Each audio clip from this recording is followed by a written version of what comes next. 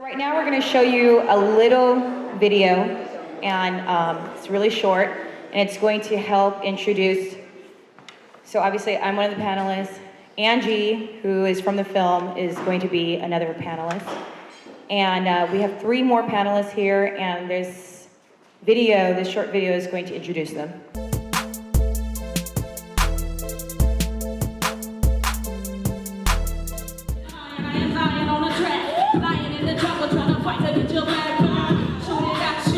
My name is KHAFRE Jay. I'm the Executive Director of Hip Hop for Change, and we're a grassroots nonprofit that advocates social justice. Through the culture of hip hop, we raise funds for causes that enrich historically oppressed communities.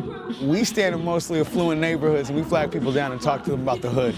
We talk to them about, social justice issues, food justice, not having enough produce. We talk to them about the prison industrial system that is capitalizing over this horrible depiction of our young brown youth in the media. Our young boys are told to be players and pimps and whatnot. So when I first started rapping, I was rapping about that. And it didn't take me to the best places within myself, but I remember hearing Talib Kweli for the first time and Mos Def, Black on Both Sides, and I was like, whoa, you know what I'm saying? I was like, man, that stuff made me feel, it woke up an activist spirit within me,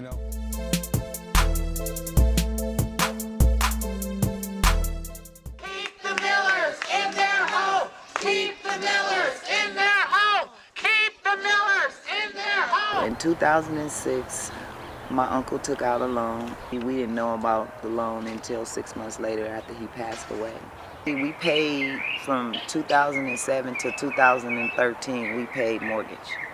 2013 in November, they refused to accept our payment due to finding out that my uncle passed away and that there was we had no legal rights. So my father is a veteran. He's a Purple Heart veteran. We applied for a VA loan. We got approval for 100%. We offered that loan to Nation Star. Nation Star refused that loan. So at that point, when they diverted it back to the bank, they started calling us, asking us when we're gonna move, where, why. So like a week ago, they put a notice on the door from a law office saying that vacate or quit.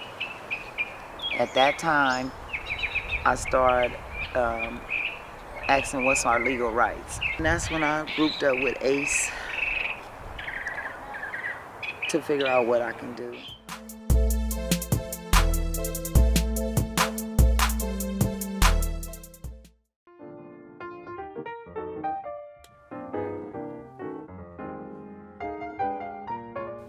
My name is Wanda Stewart, and I'm an urban farmer, proud to tell you. I live in Berkeley, California, which today is the seat of a lot of unrest that mirrors what's happening in our world.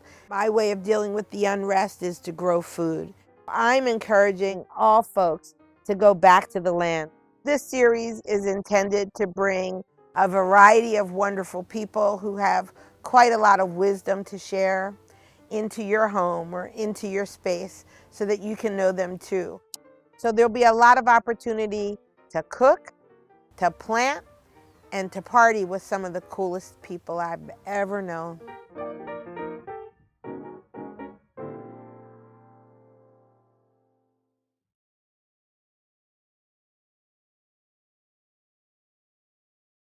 Thank you.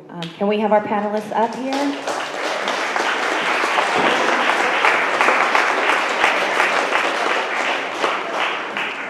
Yeah, it's so wonderful to have such a great turnout in supporting this project, and just really great to see everybody tonight.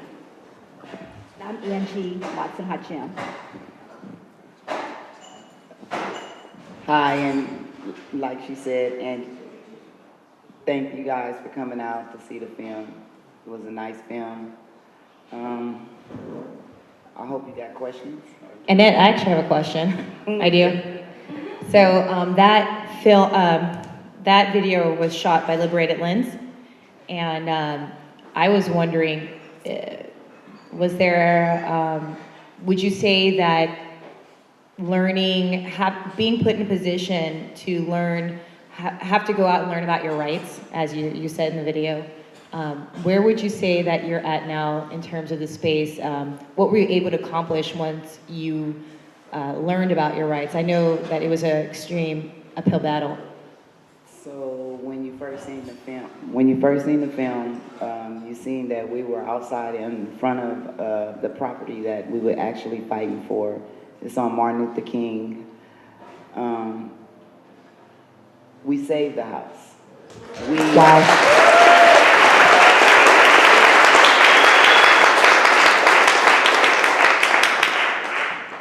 So in 2016, so what I did was, I knew that my relatives had passed away and it wasn't nobody but me and my father and cousins left. So I asked the VA what was my options. So the VA had told me my options, but it was all due to the bank, Dorchard Bank, who did not want to sell us back our house because they knew it was a valued property at this time. My uncle took out a loan in 2006. He passed away 6 months later. The loan money went to his kids. We didn't fight for that. What we wanted was out of it was my grandmother's house.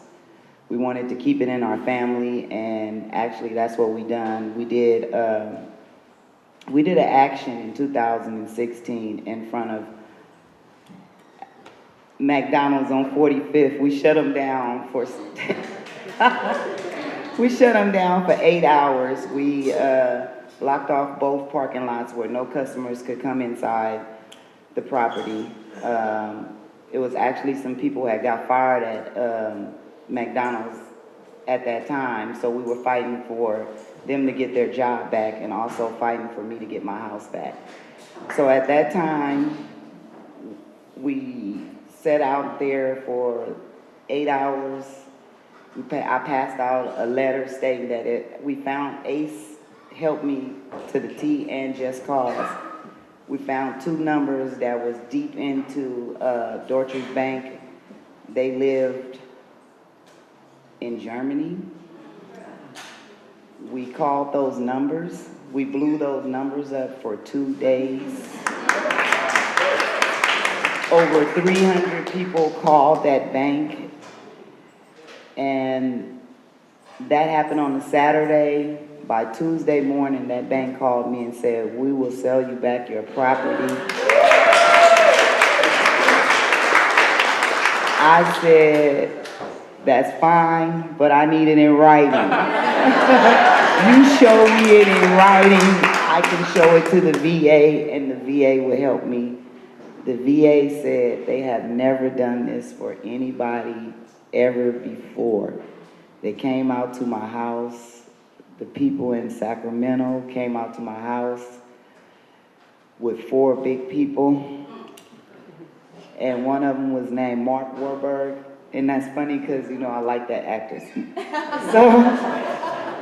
So his name was Mark Wahlberg, and he said, "Annette, you know, we never done this for anybody ever before because we never bought a house that a person already lived in. We buy brand new houses for VA veterans to live in. But if it wasn't for your consistency for calling me for 3 years straight before this even happened, we would have never done it." But they did.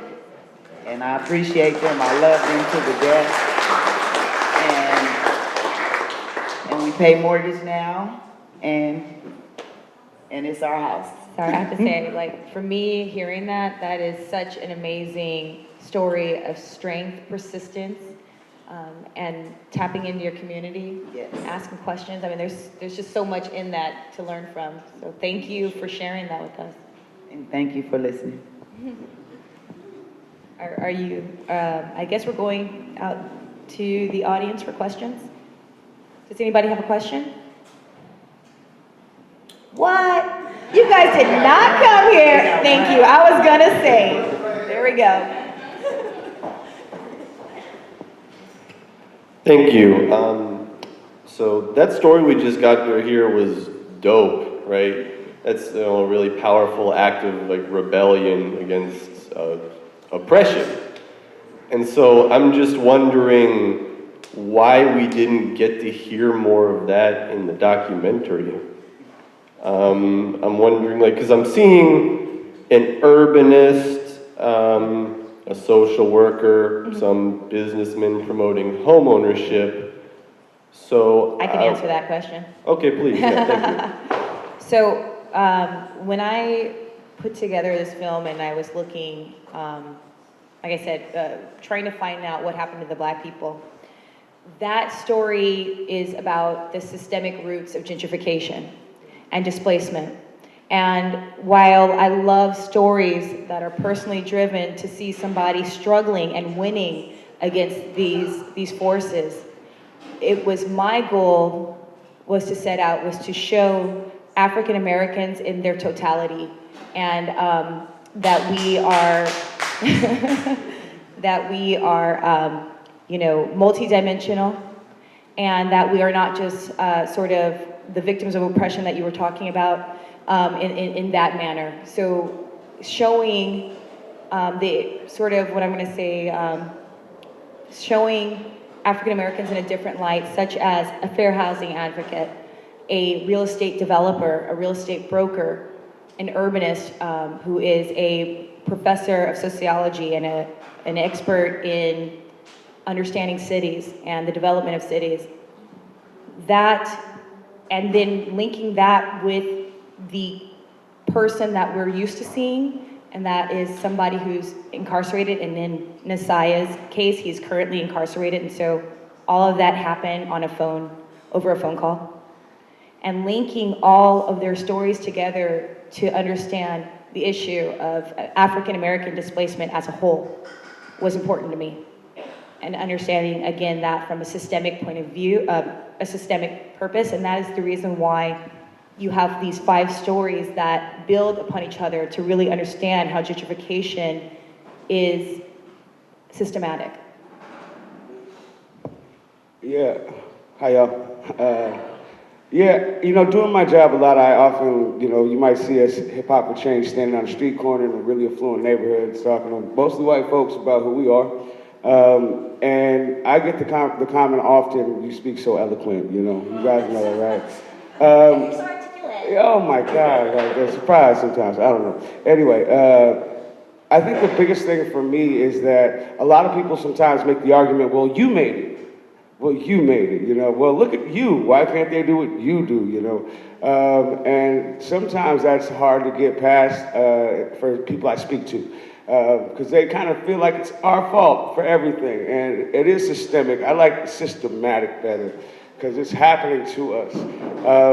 And sometimes when you put like these beautiful stories of triumph in place, it, you know, it can, for the people we're trying to speak to, that can take too much precedent in their mind over what is death and destruction and happening to us. Because we don't control where we get to live, let alone who gets to live with us and around us. And that's good. That's fine. But we need to know exactly what it is, and we need people who don't experience it not to be fuzzied up by beautiful stories. You know, this is war right now. So,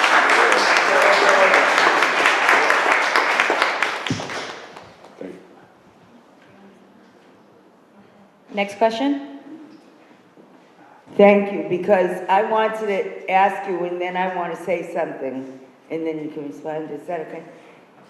That, what do you think of the affordable housing, quote, quote, developers?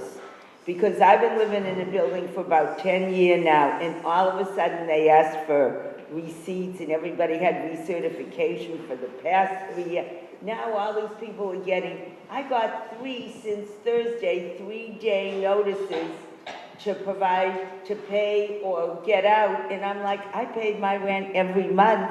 And I told them, and one of them I got in the mail today. So they're trying to harass everyone. It was something in the past that didn't quite gel, and we're picking it up now from years ago. This is a harassment thing in affordable housing on Ashby and on 9th and Ashby Street. Saha Affordable Housing. Thank you, sir. Saha, wow. Well, yeah, so I just want to say, so I'm Angie, and I'm from a nonprofit housing agency called Echo Housing, and we have a number of different programs that serve the community. I work in the Fair Housing Department, so my job is investigating discrimination complaints and making sure people know what their rights are in housing. And when people are being harassed, people are given illegal notices to move, rent increases, those kind of things. We're the people that you can come to get your answers to your questions and to help mediate cases. Now, our agency, we cover for fair housing all of Alameda County except for the cities of Berkeley and Fremont. Berkeley has their own fair housing agency, which is the East Bay Community Law Center. They deal with fair housing issues, and Fremont also has their own fair housing group. But we do a lot of fair housing work in Alameda County, making sure that tenants like you, if you are being harassed, you are getting notices, you can call and get counseling, get help, and we can reach out to your landlord and make sure that they're not doing things illegally. I recently went to an event where there was a group of high school students doing a debate on tech innovation and gentrification. And so they were talking about how tech companies are moving in and pushing people out. And so I'm just curious if there's any, because I'm not aware of it, if there's any policy initiatives that are coming forth to hold tech companies accountable. Something that was brought up during that event was in East Palo Alto that there was a rule that Amazon had to employ 30% of the residents in that area, but they did not agree to do that. So I'm just wondering what you all know about this and how we can keep tech companies accountable, and like what kind of education are we doing to techies to sort of understand what they're doing by moving in. Well, I know Twitter hired a white man for their diversity head, and that was great. Oh my goodness. It's a farce to me, you know what I'm saying? When you have the work in a community, in a city change from stuff that everybody does to stuff that mostly white men get to do and people from other places or whatnot, but there's nobody like me in tech. So when you have tech come into this neighborhood, you got Uber building or whatnot, that's a spot where there's not gonna be brown people, period, you know what I'm saying? And I think that's the problem, that's the issue, is segregation within our work structures, within all these tech jobs coming in. They don't want us, it's not FUBU, you know what I'm saying? So how do we build our own self-determinative base for us to do what we do, you know what I'm saying? So we can finance ourselves.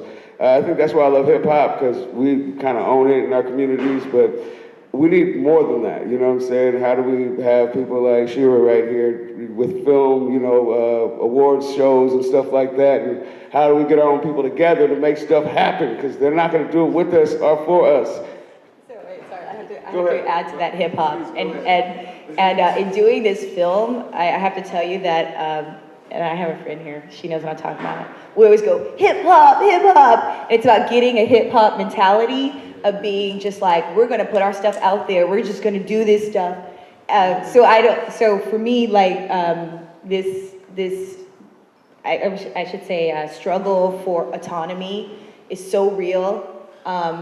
As a woman, as a Black person, on every level, I just know that for me, in my heart, how do we gain that type of autonomy? And so in any way that I can search for this answer and share it with my people, that is what I have been trying to do. Through organization.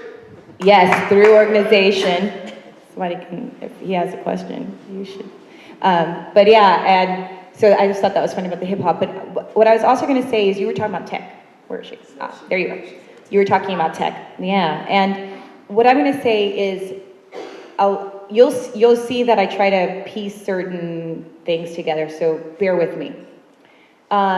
In Oakland, so specifically dealing with Oakland, if you take a look at Oakland's budget, you'll realize that the top companies here, right? So the top revenue paying, tax paying companies here are not tech companies. They are real estate companies. They are nonprofits, which nonprofits don't really pay that much tax. That's a whole nother thing. And so so in terms of tech and talking about tech's impact here, what I'm going to say is that you have Emeryville and San Francisco, and they're the ones getting the money from tech. We have everybody who needs to get housed coming into Oakland. And so that's kind of a totally different story than we're actually talking about, right? Because we can't even hold companies accountable because companies aren't coming here. They don't want to be here. Uber tried to come here and that didn't work out, but I don't even know if it's because, I mean, there was a lot of fight against Uber coming here. I know specifically Greenlining Institute was writing a lot of emails and took a hard stance. I mean, a lot of articles and took a hard stance against Uber. But I think the real reason Uber didn't come here was because they built that big building in San Francisco. San Francisco is all about catering to tech companies. They have a better tax rate. So, right, like if you want to have more companies come in, your tax rate has to be better. Oakland has one of the highest tax rates. And when people see that, they say, well, I can go to Emeryville, I can go to, I don't know, San Leandro, I can go anywhere that isn't Oakland. Why would I start my business there if it's gonna cost me that much, right? And so again, what we're dealing with here and the tech industry and all of that is really just housing tech workers for San Francisco, for Silicon Valley and all of that.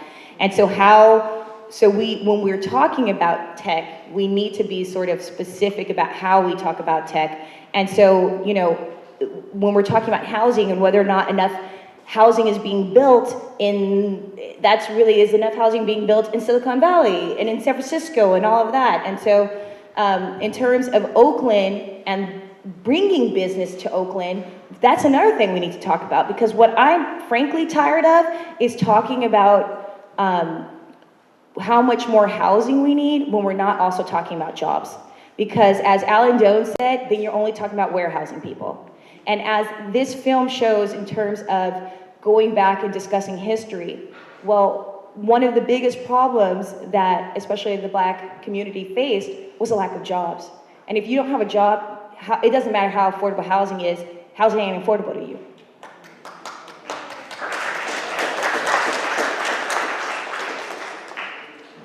Hi, everybody. When Shirah asked me to be on this panel, because I do the farm thing and the urban ag thing, right? I don't totally do the housing thing, although I work for Balti a little bit, and I understand it. But I said, worse than me not really being a part of that scene, in a lot of ways, except for save one, I'm a total gentrifier. Okay? I'm from Philadelphia. I lived several other places. I moved to Berkeley in 2000. I bought the little house that I had been renting in 2004, just as the housing market was crashing and everything was busting and booming, right on the corner of California and Carlton, Obsidian Farm. And I bought a house that had been owned by Black folks since it had been built in the 40s, and they were one of the big families of the area. And I got that generational house because the matriarch had to be put into senior housing.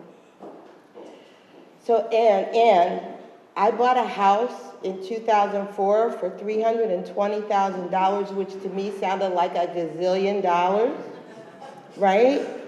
I need you to know, last couple of months ago, 2 houses sold for $1.3 million. What, right? But that kind of makes me a gentrifier, right? Worse. I grow school gardens, right? Now the joke is that when you put, and this is taking your tech question a little bigger, but I'm also gonna bring it around to the tech people I live with in my more gentrified than mine neighborhood now. I grow school gardens, and the joke is you start putting in murals and school gardens, and the white people are gonna move to the ghetto, right? Just saying. And here I go to Hoover, proud to work with Annette at Hoover Elementary School at 33rd and Market. And I'm like, oh my God, I'm a gentrifier. I'm getting ready to grow a garden in the ghetto. It's the only green space in the ghetto. Oh, but I gotta feed my people. I'm gonna teach the babies how to grow food. Oh, but the white people are gonna come and they're gonna, right? I was also the executive director of People's Grocery for a period of time, which at the time was taking on responsibility for dealing with the gentrification in West Oakland.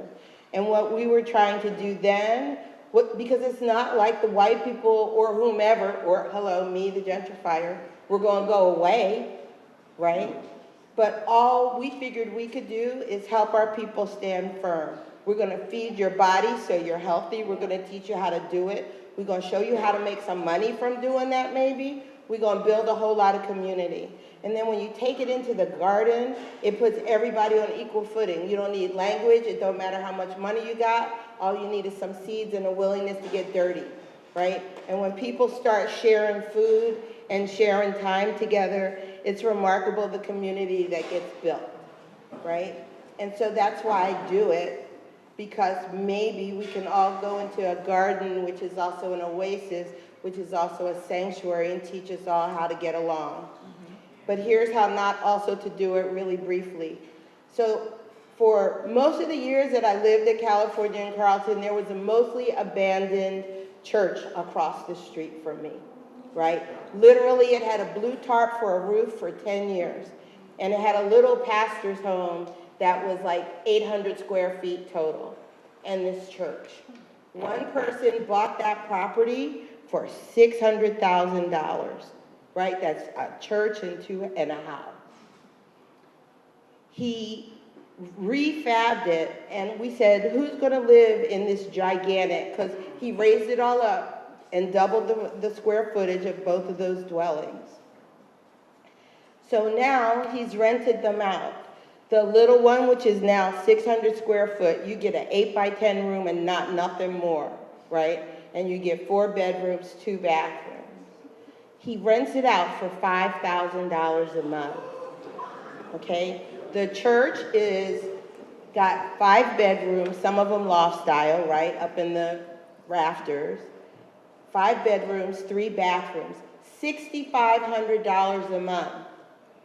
When the 15 million young people who move into that structure move in and they come over and they go, oh, hello, Wanda, nice to meet you. I hear you have chickens. I go, yes, I do, right? And he goes, I was raised on a chicken farm, right? Actually, he was pretty gorgeous.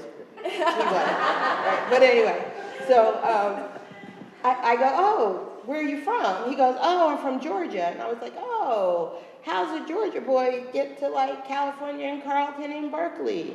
And he drops his head and he lowers his eyes and he goes, I'm a tech person from San Francisco.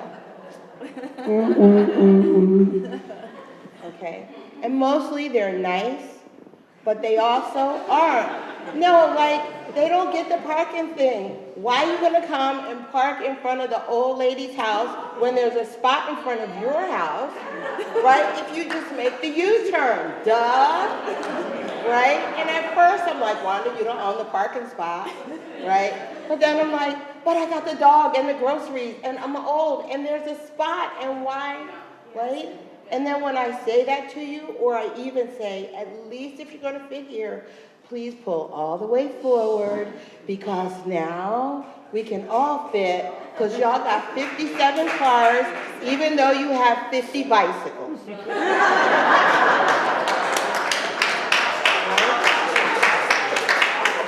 So the tech stuff, it's here, we all gotta get along, and finally, I believe we can do it in the garden. That's why I love Wanda. I do want to make another comment too about the fact that we are always talking about tech in Oakland. Is that I forgot to say who the other largest employer is. Healthcare. And so it's crazy that we're always talking about tech and never healthcare when they're right here and they're actually employing people. Kaiser, right? Talk and thrive all the time. Right, talk and thrive all the time, exactly. And so the reason why I'm bringing that up too is because I think sometimes we get so caught up in trying to keep up with the Joneses and trying to keep up with what white people are doing that we miss things. And like I said, in this case, Oakland shouldn't be talking about quote unquote tech per se. They should be talking health on so many levels. And And also in terms, I'm gonna go off on a rant right quick, because I'm gonna do it anyway, because you guys aren't asking questions anyway. So I'm gonna take this time, okay? Oh wait, there's a question. Okay, never mind. I won't go. Okay, I'm gonna do my rant. Okay, good. Okay, because this is my affordable housing rant, and the fact that they see that they use to advantage that we're not paying attention and that we're in crisis mode. So there is this book called The Shock Doctrine. Why am I talking about this? It is talking about the rise of disaster capitalism. They put shocks into the economy. Now we see that the black economy has been shock for like ever. So right now, what do? And this is not just us, because they're shocking white people too, right? With the mortgage crisis, we see how they just wiped out all that wealth. It wasn't just, black people, it was black, Latino, Asian, white. They gobbled it all up. And again, that's one of the things I was hoping to show with my film, was that, yes, this is happening to black people, but guess what? You're next, if it hasn't already happened to you. And it was showing that, that we're like all in this together, and that we have larger policies that are hurting us. But anyway, back to this disaster capitalism. So they're shocking our economy. They keep telling us, you guys have a housing crisis, you have a housing crisis. And it's not that we don't, I'm not trying to say, but I think that we're forgetting that a lot of this housing crisis is being caused by them, it's being caused by speculation, it's being caused by people. Because seriously, you guys live in Oakland, how many vacant properties have you seen? When we keep talking, I saw you get excited about that, exactly. Right? There's one in my neighborhood that has 15 units. 15 units. Almost 2 years, they're finally, getting the construction going, but it was gutted for so long, and I was just telling someone, just think how many people could be living there right now. Right, this isn't even a building issue, the one I'm talking about, it's already built, it's been built. It's 15 vacant, ready-to-use units. For years before, prior to that. Oh, I hear you. So the reason why I'm saying this is because, again, I think that the housing crisis is being exacerbated by, like I said, like a lot of the speculation, because we know that there were REITs, real estate investment trusts, that came in and brought everything up, flipped it, put it on the rental market, jacked up all the rates because they could. And they're using that against us right now to start putting out all of this, let's go back to policy, affordable, quote unquote, affordable housing policies. Now people, if you haven't learned to be suspicious, when they tell you that this is for affordable housing, I don't know what to tell you. And so specifically, my rant is about SB 827. Has anybody actually read the text of SB 827? Senate Bill 827. It's called the Affordable Housing blah, blah, blah, because I don't really care what else it says. No. Okay, let me tell you. You just read the first paragraph, and that's another thing. Please start reading the text of these things. Don't believe what the newspapers are writing. So the beginning of the text basically says that this bill, if it gets enacted, will require city and counties and local governments to blah, blah, blah, blah, or donate land to people, to developers who will agree to a certain percentage of affordable housing. It might be 10 to 15. Yes, so that is called a transfer of wealth, of public assets to private hands.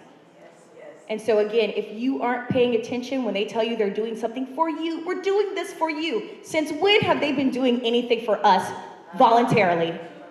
So be suspicious. Wanda, I just want to say this. Can I say something real quick? Wanda, I don't think I've ever disagreed with you until now. Oh, here we go, y'all. You said that you're a gentrifier. I disagree. And I'm from Hunters Point, San Francisco, and I live.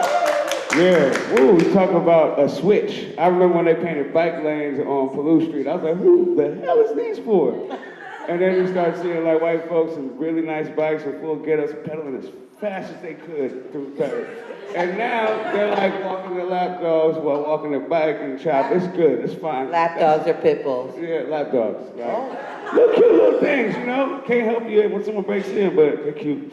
But yeah, I live on MOK and 31st right now, and I'm not a gentrifier. You know what I'm saying? I don't think myself as that. When you talk about gentrification, it's a shift. Of course, it's people getting kicked out of their homes, but I'm glad you got it, sister. You know what I'm saying? I'm glad you got it because you know how to park your damn car. You know what I'm saying? You know how to respect your neighbors. And when we talk about gentrification, we're talking about a community being like murdered and destroyed. So it's who's coming in, because I don't have a problem with quote nerdy white guy who, you know, was like, you know, teased his whole, you know, high school and then, you know, got a really good degree because he likes tech stuff and now he got a job making $130,000 a year. What would that be like? I don't know. And now he wants to live somewhere he can, you know, around this place. He's gonna go to Oakland, of course. But I think the biggest thing for me as just a black person with gentrification is the lack of respect for where you are coming to. You know what I'm saying? Like, you know, like, we got that app that lets you snitch on people you think are dangerous. I believe it's called like Nextdoor. that. You know, I was in Berkeley. I was 2 blocks from the college. I was hanging with a white guy and 2 women from India, and they were on the balcony smoking, and I was whistling, and I didn't know black people couldn't whistle, because when we went inside, 2 minutes later, knock on the door, it was a suspicious person. Oh my gosh. Like, I was whistling, it was sunny, you know?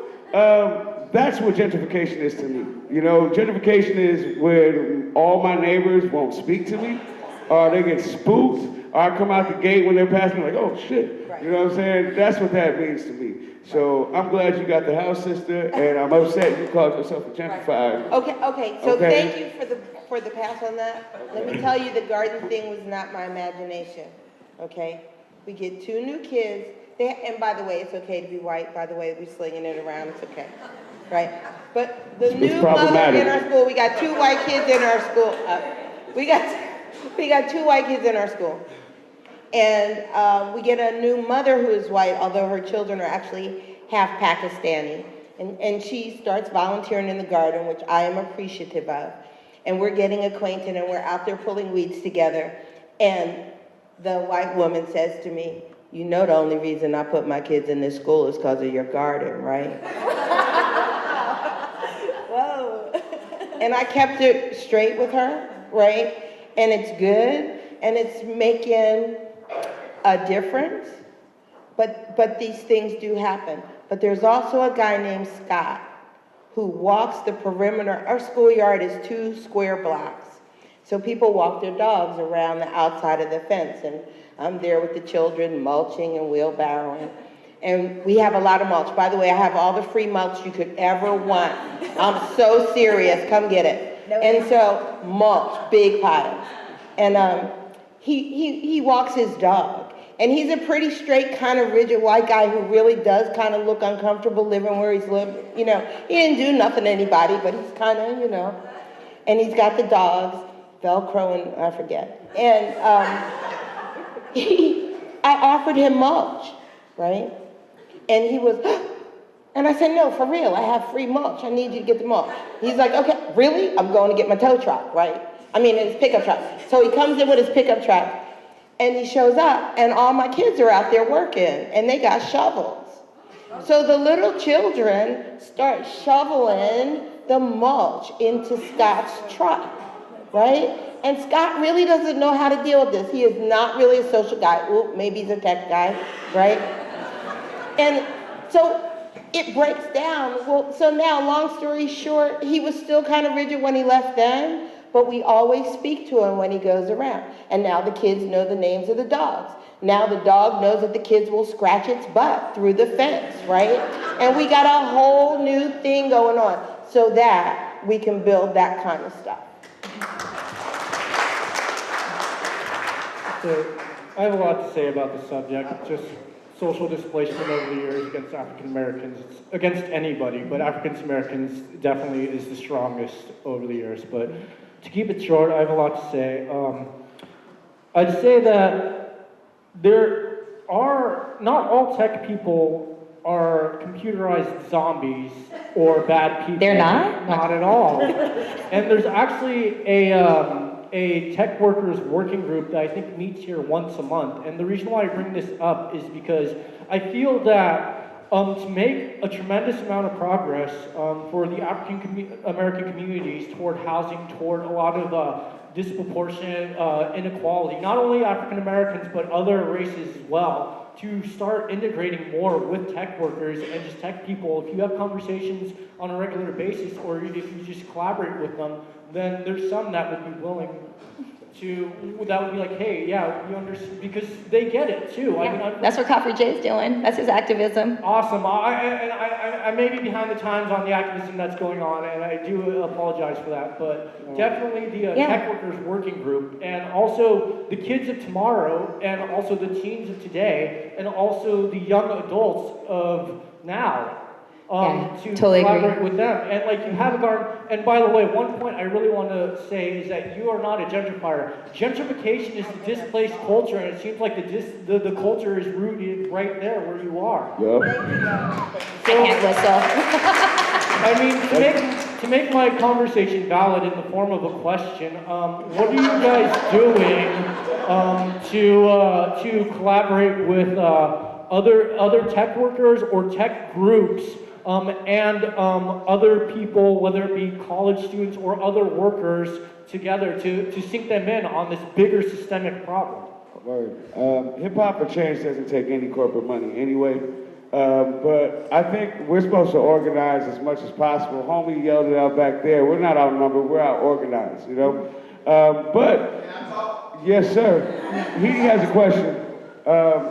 Till you get the mic, I'll say this. You said, how do we integrate with tech folks? I think that's bass backwards.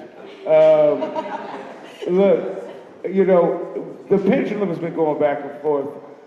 Not really, it's gone one way, right? And it doesn't get to stop in the middle now. We get to come together and ashe. Like, we don't trust a lot of this stuff because it's been 500 years of stuff that we should never trust. So when we say, how do we integrate with tech, I think we should turn that around and say, how do they come here and respect us and work hard and make sure that... Sorry, I want to add to this too. Yeah, us as traumatized people, we don't trust y'all, all right? What? And that's not a... I don't think women should trust men, you all right? For real, all right? And I read a couple books on feminism, so I'm not gonna say no stupid shit to women no more, right? No, nah. Actually, when I first met KHAFRE Jay, he called himself cisgender. I'm a hyper cisgender dude, problematic cat from running sports. like that. But I've tried to unpack and work on this. Like, what do you expect from people but to try hella hard? And yeah, it is problematic being a patriarchal, male, conditioned in Western culture. It's hard being a white person here too. And we don't need allies, we need accomplices. We need people to get in the trenches and make this shit happen so we can be at a table comfortably and set up nice already. All right, because we need that to happen now. Yeah. My bad. No, you're bad. I always want to add to that. You guys are going to talk. I just want to add one quick thing to that. My boyfriend is white, and I know that is my disclaimer. We are integrated, and that was the only thing left I was going to say is that when people are like that, I'm like, yeah, my boyfriend's white. I was like, but he's with a black woman. He's with a black woman. That's it. So to me, that's what it is. Integration is just about us standing like, keeping who we are authentically, and nobody needs to change us, or we don't need to change anybody. We all need to just stay who we are authentically and start to respect each other. When I see a dude yelling at a woman across the street, I don't have to do anything. It's not the safest thing to walk across the street and be like, homie, back up. But don't you think I should do that? Right? It's kind of like using my privilege and like trying to work that shit out, right? So white folks, I don't think there's anything wrong with being white at all. I think it's problematic as hell with the system that's been created for y'all. And y'all aren't slave owners now, but you benefit from this stuff. So I need y'all to walk across the street and yell at some white person who's being racist. You know, I need y'all to actively do shit. Like, do shit. And if you're not doing shit, I don't have time for you. You know what I'm saying? For real. So, brother, I know you've been trying to say something for a minute. Yeah, I just want to say that anytime that I've been in the movement for some time, and anytime that we made progress as a people, it was when we were organized, never as individuals. Yep. And the thing is that once we get organized, we become a problem to capitalism, which has been our enemy. Yep. Since we have been here, and it's the reason that we are here, because it was our labor that is the cause of capitalism. That's how capitalism got here, our labor. And the thing is that we have to organize ourselves because there's a direct relationship between power and organization. The 1%, they in power because they're the most organized.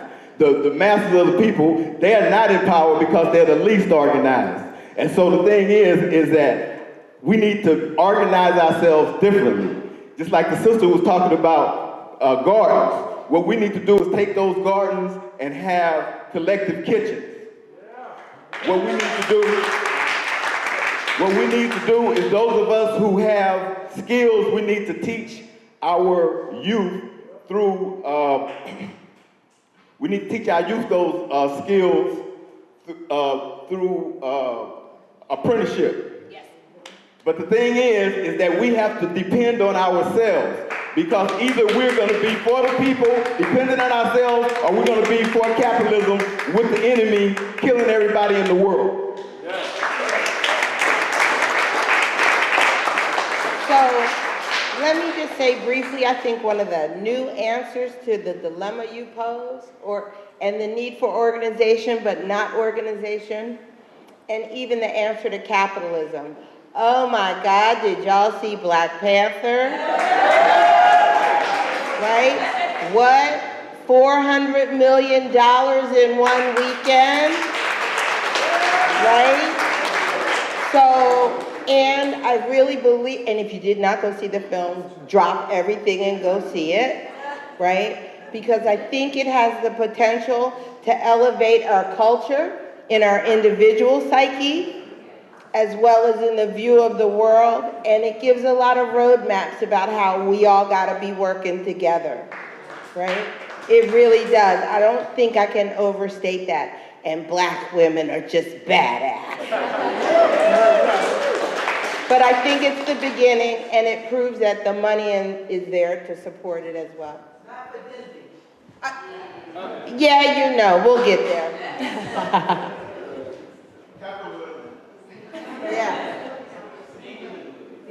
I don't know that this is really a question from the start, but I had a comment and then I had kind of a question for you. My thing is that I think that when we are out and about outside of Oakland as Oaklanders, and you tell somebody, this happened to me, you tell somebody you're from Oakland, and they're like, oh, Oakland. And I'm like, and we're like, come, don't come, you know? But I had the actual experience someplace where the guy said, yeah, I'm moving there, you know, in a couple of months. I said, well, you know, you should know that the rents are getting crazy. And he's like, oh, I don't have to worry about it. My girlfriend has a ton of money and she's paying for it. I'm like, that's my point. I said, people with a ton of money are coming and they're paying whatever they're asked to pay, and people are being displaced because of it. Just because you can pay that amount of rent doesn't mean you should. And how do we get that out to people? Say, listen, this is a great place. The reason you're coming to it is because it's a great place. It's a great place because of who is here already. And they're going to be gone if you come and pay $5,000 a month for a 2-bedroom. They're going to be gone. And how do we get that message out to people who want to come here? How do we do that? That's my question. I don't think that's going to happen. I think about the structure of that. How do you get folks who don't care about who we are, what's going on here, to think preemptively like, I'm going to negotiate to make sure I get a lower... I don't see that happening.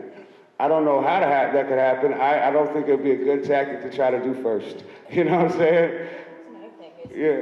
Have you noticed that, again, to me, this, and I'm not how do I put this? This capitalism and this talk of the quote unquote the market as God, that right now, like, a lot of people don't want to just say, guess what? You shouldn't be able to charge that much, right? Because we have this capitalist society. No, I know, I'm saying, no, you did. That's why I love the fact you said that. That's why I was over here going, good point. Yeah. You know, capping the amount of profit. Okay, fine, I get it. People want to make profit. I'm not against that. But why can't that be capped? Why aren't we having these conversations more? Where I'm not afraid to say, and I'll tell people, I'm like, well, we should start capping, you know, your profit. I get it, you do need profit. Like I was trying to explain something to somebody where they were saying like, well, you know, in terms of rent control and eviction controls, if you're the other person, where we cap the what is it called? Costa-Hawkins. Thank you. Sorry, Costa-Hawkins. And we're talking. Thank you. You're on it. That we're talking about repealing it and what that and why that should be repealed. And when you are a tenant, I think what they've done a good job is separating tenants from landlords, and I'm in terms of like mentality and what is needed. And so then we're fighting, saying like we need caps on how much they can charge us for rent, but we're also not looking at the fact that yes, right now they have homeowners are, let's say, capped at like 1% raise of their taxes. But then they also get all of these taxes assessed to their property, so that if your taxes are getting raised more than you can raise rent, well then you end up in a slumlord position, right? Like even if you're not trying, because you can't keep up raising rents with enough with as much as you need to like repair your property, right? And don't forget that also, like, the more wages we have to pay out to people, like and the cost of materials, like that's going to cost you as a landlord to repair anything. And again, if you can't raise your rent enough to cover that, that's a problem. And so right now we have this huge disconnect where usually when you come to these kind of panels, it'll all be like pro-tenant. And if nobody else is speaking to the other side, this is how we miss things. And that's why, again, for like, I'm not trying to point to my film again, but to me, the point of pointing to the film is trying to show this issue more holistically. Like if we have a city council who will not let anything get permitted and anything built, these are the things that we have to bring out and bring forth and start talking about, because then that also like raises prices when it costs an arm and a leg just to get the damn thing built. So anyway. I wanted to say something about rent control, because that's something that's been on the radar recently. A lot of cities are talking about trying to get rent control ordinance passed because of the high rents. And what our agency, what we've been a part of is, like you were saying, Shirah, bringing landlords and tenants together, because there are some good things to rent control. There's also some downsides to rent control. So one of the things that our agency, we have a couple of programs we call rent mediation. And so we're trying to get more cities to have mandatory rent mediation. So when a tenant gets a rent increase, the manager and the tenant have to come to mediation.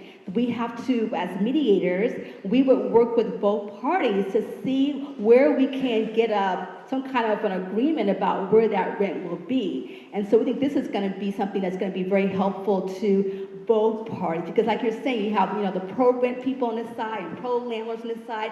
Everyone's fighting and nothing ever gets done. So we are— And the only people winning are the rich ones. Yeah, exactly. So we are trying to get more tenant and landlord conversations. I work a lot of stuff, and a lot of my work is in the city of Hayward, and we've seen a lot of rent increases in that city. A lot of people have been displaced and having to move out of the area. And so the city of Hayward is actually looking into having these dialogues. They've actually had some already of bringing landlords and tenants together to talk, to listen, to empathize, and to maybe get something in ordinances to make sure that folks start talking when a rent increase comes instead of fighting. So we're hoping that that's going to become the new norm. And so, we talk about systemic oppression, displacement. You talked about that rule where they have to, give a certain amount of public housing or give land to somebody who says they're going to, right? Somebody wrote that shit down. Somebody sat in a room and said, how do we weasel out of this, screw these people over, literally a person. Nancy Skinner, she's your representative. Call her if you don't like this. Damn calling her. Let's mob on her block. Let's bring so many black people, they will have to call the police on us, right? This is what I'm talking about. Like, I remember when we shut down the freeways, protested Black Death, and we got kicked off the freeway. They wanted to go walk down somewhere. I'm like, dude, Libby Schaff's house is that way, right? Like, right there. Let's go up in Glen Trestle. Let's walk up Glen Trestle, deep, and see what happens. You know what I'm saying? The homie back there was saying we need to be organized, but we also need to like stir the pot, damn the pot, blow the pot up. It's time, you know what I'm saying? And we do need to be methodical and smart about it because there are people writing this stuff down, making a killing, getting campaign donations or whatnot. Where do those people live? You know what I'm saying? Let's bust them out and let's do it right. Because if we got guns tomorrow, they would outlaw guns. You can also just call them in their office, because apparently I've heard that they don't like phone calls. So just call your representative. You can go online. The League of Women Voters will tell you who your representative is. Call them. They hate phone calls. That's what I heard specifically from somebody who worked in politics, actually a couple of people. Let's call them while we're walking there. I think, and I apologize because I don't have the time in front of me, but I think this might be the last question, right? Oh, three questions, sorry, three questions. Share a little bit about my experience, our personal experience with my partner. We had a white supremacist walk into our home with a Nazi flag, attempted to wrap it around our aunt. What? We then, a month later, lose our home because the owner passes away. We are forced to move from this gated community, and we make our way up here because my husband works in Tracy. I wasn't prepared to share this publicly because we are scared. Thank you. Wow. We live in fear as Indigenous people. We are being displaced in extremely fast ways. We're being deported. We're being stopped. We're being harassed. We're being discriminated against. We finally find a place to rent for $2,300 a month. I become sick because there's a rat infestation in my apartment. We go through 3 managements. Nobody wants to deal with brown people. They think I'm quiet, I'm not going to speak up because they think I don't speak English. My husband is bald and brown. So we have that to deal with. They put cameras up. Finally, I've become so sick, I have to leave. We have to leave. So we leave from 14th and Adeline, the west side of Oakland. Now I'm in the Fruitville, in the Frutas neighborhood. I've been there.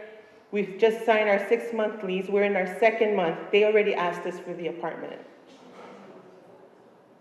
They just put up cameras 3 days ago. We discovered them in our house.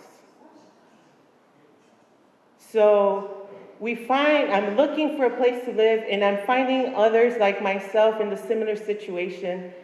89th and San Leandro, a man offered me a bedroom, a bedroom, and it's divided up with sheets for $900. There's 8 families living in there. Wow. We're at war. They're displacing us. And I also want to make a statement for us who are more conscious, people of color, activists, revolutionaries, organizers.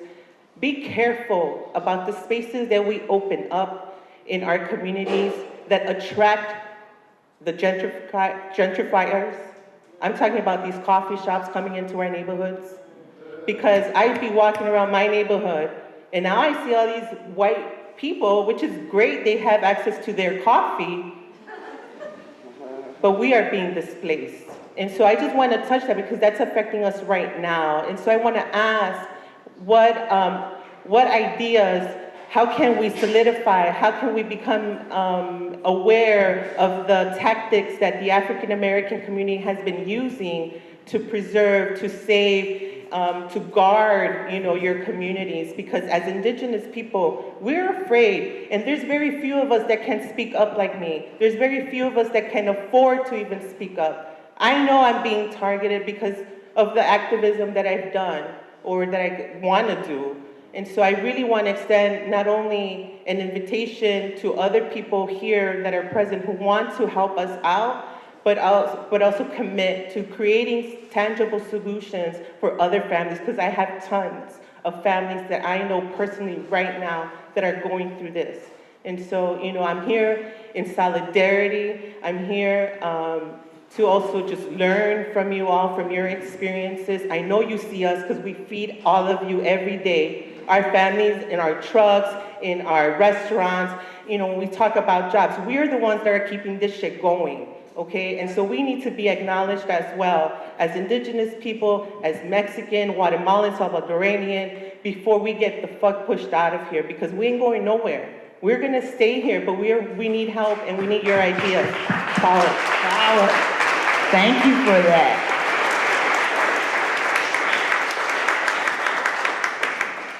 It is right, we will have to organize as Black and brown people in order to save our properties, in order to save our homes, in order to save the space that we want to live in, because it is right. We deserve to live here because this is where we're from. We don't deserve to get put out of our space because somebody else wants to come here and live here. And that is the biggest part of being displaced, is feeling like you don't deserve to be here. And that's the hurtingest part to me, is to understand like you're being moved and moved and moved because somebody wants to have that space. And they want to charge you amount of money, and then to end up in a space for $900 with a sheet. It's disrespectful. It's disrespectful to live here this long, and like you say, to have your own business and have your own things, to be displaced like that. And it's just disrespectful, and it's hurting to me just to even hear your story. And I appreciate hearing your story, because you are right. They're pushing us out of here. And I see it every day when I walk out my house, because it's only like 4 Black owners who still own their house, but they rent their house out to white folks.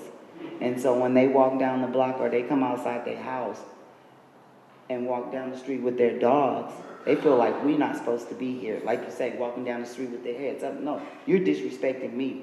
I belong here. I was born here. So I deserve to be respected, spoke to, talked to, looked at in my face when you walk down my block, because if you don't, you're gonna get shit talked to on my block. I live on 30th and Martin Luther King. I live right around the corner from him. So You seen the change. I see it every day. I've only been there 4 years. I've seen the change. In 4 years, I mean? So it's just like in this movie, it was stated 5 years ago on Martin Luther King. I have nothing against white folks. I'm not prejudiced or anything. You could have never walked down Martin Luther King 5 years ago. You could have never. You would have got jacked. You'd have got robbed. You'd have got your car broken into. Things change. Things change. And I understand things change. And I want to be a part of that change too. But I don't want you to kick me out to be a part of that change. And I believe that we all deserve to stay here if we want to live here. And we want to pay our rent to be here.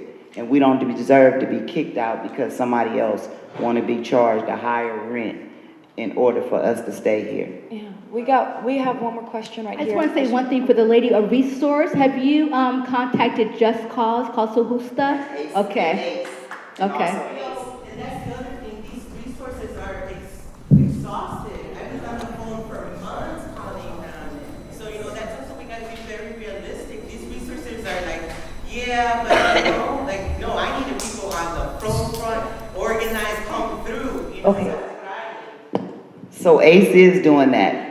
ACE is fighting against tenant rights, and they are doing movements against landlords and property owners. So, yeah, get with ACE. And here's another thing that I just want to quickly just say something too, is we are the best resources we have. I think that we don't talk a lot about enough is the fact that in terms of building community, because to me, how do you root yourself? You build community. And in terms of building the communities that we need, we have to start building trust. And I mean, within black to black, black to brown, brown to brown, like we literally have to start building trust. And I think that when we do that, we will share information with each other. Because you know somebody who's been through it, they can tell you how they did it, you know, what rules, like, you know, I had a buddy having a problem. I was like, hey, this is what I know. I don't know this much, but this is what I know. Like, and somebody else might have a second piece to that. They might say, yeah, and this and that. And so one of the things, and I literally just did it, was, and you guys, Facebook, I have a problem with them, but it's all right. We just started a group for You, A NOMAD, and the point of the group is to help each other, whether we're doing screenings, but not even just to do screenings, to literally talk about this stuff. So what questions do we have?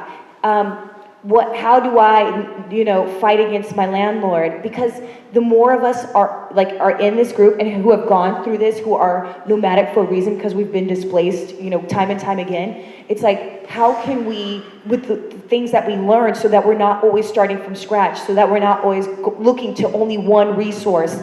Because, like I said, if I know something, I'm the first to be like, yo, I just heard this, go do this, sign this form, talk to this person, tell your landlord A, B, and C, because if you're in Oakland, quote, measure EE to them, right? Like, this is what we need to be talking about.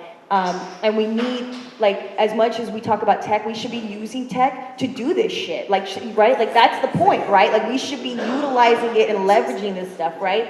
And talking to each other. And we have a last question. Yeah, I was gonna say that. We have a last question right here, friend. She's been waiting like all the time. She's like, so. Okay, hopefully I remember my question, but bringing it back to the film and some of the research that you did to make the film, maybe it's part that didn't make the cut in terms of the final film, but in your research and in your interviews, did you hear anything about not just only industry moving out, but also the Black people in the community that were doing well, that were the doctors, the nurses, the lawyers, who own multiple properties in the area, and, you know, were able to pass down to a generation or two, but somewhere along the line, because you talked about the increases in property taxes and whatnot, those more recent generations may not have been able to hold on to those properties and sold them, you know, at low prices because they simply couldn't afford it, and the impact that it has also on people moving out. And, you know, thank you to Sister, I believe Ms. Wanda, you know, for using that opportunity to help a family and still maintain that legacy that the original homeowners, I'm sure, wanted to maintain. Mm-hmm. But, you know, when you talk about I think it was the SB 827. 827, I think the other piece that we need to recognize, and this applies to everybody in this room, is that if you notice in the Bay Area as they're building, you know, big office buildings or, you know, multiple unit housings and whatnot, they're building so much and these plans are being approved so rapidly, but nothing is being taken into consideration in terms of infrastructure. And you feel it every day if you're driving and so forth. And so where they're not forcing corporations versus like in Phoenix and so forth, where they have to put the money up front and put the infrastructure in before they can start building. And what's happening is the onus is being put on the taxpayers. So that goes back to the issue of these younger generations who acquire these properties, like you said, and they can't afford to keep them. So did that come up and was it discussed? You know, there was like 3 things, so let me try to address it. So one of the things that did not make the cut was the discussion about that, like going back to the mortgage crisis, people were taking out loans that they couldn't afford, like these predatory loans, right, that would balloon on you. And, you know, if you aren't financially literate enough, and here's the thing, they always say, if you're not financially literate, I'm like, you would have to be a financial expert. They have people who literally come up with these schemes. Yeah, like any average person doesn't really understand the way these like loans were structured, right? And it's so, to me, it's crazy that they try to put the blame on the standard like homeowner who took out these loans when then they turn around and say, well, we couldn't foresee what was going to happen, so the taxpayer should bail us out. Like, how does that make any sense? So you created these crazy financial schemes and financial instruments that you couldn't understand, yet the average homeowner was supposed to figure it out, and they deserve to lose their home. Like, doesn't make any sense, right? Can we dead this whole financial literacy bullshit? Because No, because it's real. No, I'm sorry. It's real. No, it's not bullshit. This is real because we do need to start educating ourselves about finance. I don't mean it like that, That's though. not bullshit. I know, I don't mean it like that. What I mean is that we often talk about people in black communities needing more financial literacy. I think we know how to bounce and juggle dollars better than almost anybody on the planet. Yeah, but it's about understanding your FICO scores.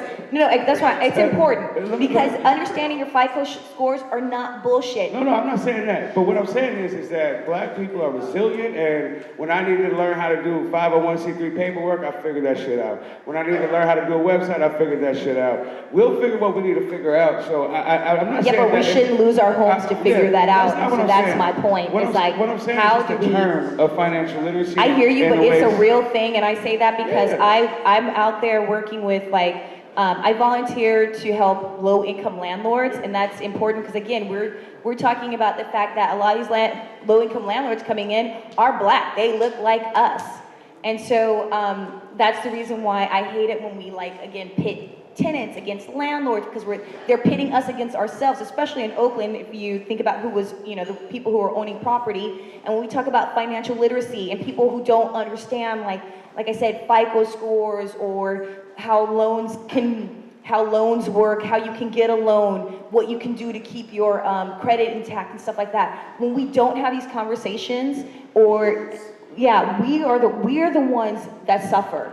And so the more that we can talk about this and share this information about how these things work, the stronger we are going to be. And that's the reason why I keep talking about we have to share information. We have to gather it, we have to share it, because from my perspective, a lot of us don't share it. We learn it and we take it away. We don't circulate. Not only we don't circulate the dollars, we don't circulate that information within our community. And that's what we need to do, especially to fight gentrification. I guess my feeling was that I think people look at the black community and they look at us and say, y'all are financially illiterate, when I think, like you said, you'd have to be an expert to do any of this stuff. I just hate having that moniker hanging over us in the hood like we don't get stuff. We do need to know more. We do need to study. I just hate when I see the news and they talk about black people need to be more financially literate. I'm like, don't speak on us. To understand their schemes. You know what I'm saying? But yeah, for real. But yeah, I think the most important thing is you have a coffee shop owned by black people, and then it goes out of business, and then that coffee shop gets bought by a white person, and then it's cracking, right? Or you sold it to a white person. Let's be real. Or sold it or whatnot. But I'm talking about like keeping a dollar bill in the community for a while, right? So how many of y'all white folks in the crowd shopped black this month? Yeah, shop black. Woo-hoo. How about this week? How many white folks shop black this week? How about this? How many black folks shop black? Hey. Oh, hey. And we're not talking about Wakanda. That counts. But I think that this is something that we can really actively do. Like sister back there, you want us to show up? We'll bring hip hop for change to show up on your block when you wanted to. But for all the folks that are lighter, that live in Oakland, you know what I'm saying? We kind of need y'all there, like even more than us, because they don't even fucking listen to us anyway, right? Unless we get en masse. But that's something you could do. You can go holler at her, support, be on her block, we can shop black. Hey, here's another thing. There's a lot of delicious food back there, and Wanda will tell you how delicious it is. Oh, let me just tell you, because I fell through the door starving. Where's my brother? Where's that very, very large white man that made that pork? Where'd he go? There he is, stand up and take it. That man, I asked him to marry me, I did. His food is amazing. So that is available by donation. And again, just know that the donations that you were making today go back into being able to put on events like this. And Liberated Lens, again, who is all about how do we, as a community, learn from each other. And thank you so much. Wonderful panelists, wonderful audience, you guys.